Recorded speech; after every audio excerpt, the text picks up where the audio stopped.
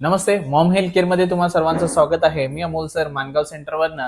आज आपण जाणून घेऊया आपल्या सेंटरमध्ये जी आई थेरपी घेते तिला नेमकं काय फरक मिळालेला आहे. नमस्ते आई. नमस्ते. काय नाव आहे तुझं? माझं सुवर्ण महादेव पवार. सुवर्ण महादेव पवार. आणि आई, तू आपल्या ह्या थेरपी सेंटर मध्ये येण्याच्या पूर्वी तुला नेमकं पहिल्यांदा काय त्रास होते, काय प्रॉब्लेम्स होते? मला 6 महिने माझं ह्या पायातनं मुंग्या येत होत्या.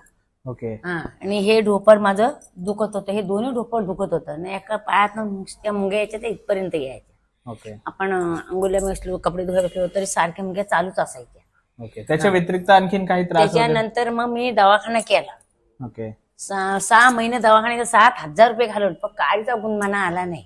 ओके. तर मग त्या आमची शेजारी होती ना, तिने सांगितलं मला, अगं तू काय करतेस, तू थेरपी घ्यायला जा, तुला बरा वाटेल बघ. तर म्हटलं माझं जरा झोरमोर झाली, मुंग बिंग झोडलं, डाली बिली केल्या का मग सावकाश आरामात जाईल.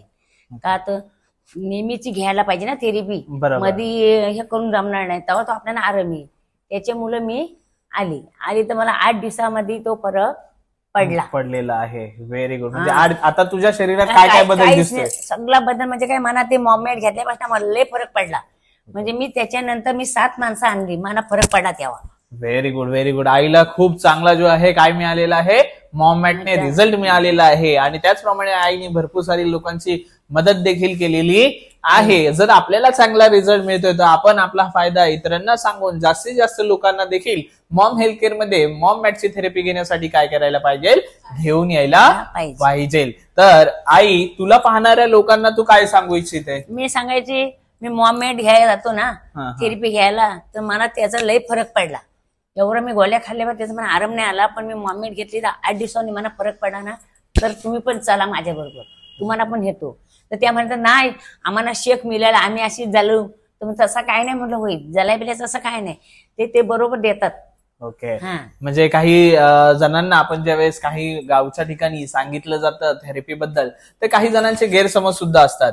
तर थेरपी घेतल्याने काही प्रॉब्लेम्स होतो का, रक्त जळतं का, हाडं जळतात का, अंग शेकते का? तर असं थेरपी घेतल्याने कोणत्याही प्रकारचा साईड इफेक्ट किंवा नुकसान आपल्या शरीरामध्ये होत नाही. मी स्वतः ह्या थेरपी इंडस्ट्रीमध्ये 17 वर्षांचा मला एक्सपिरियन्स आहे.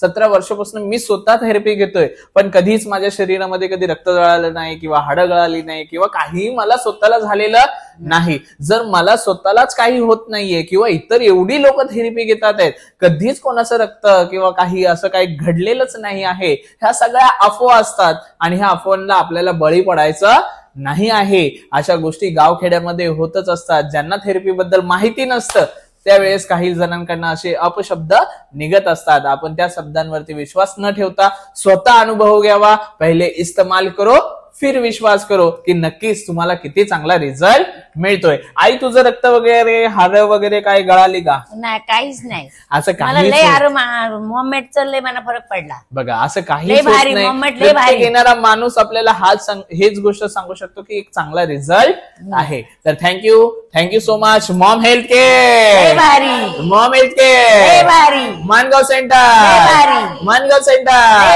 थँक्यू.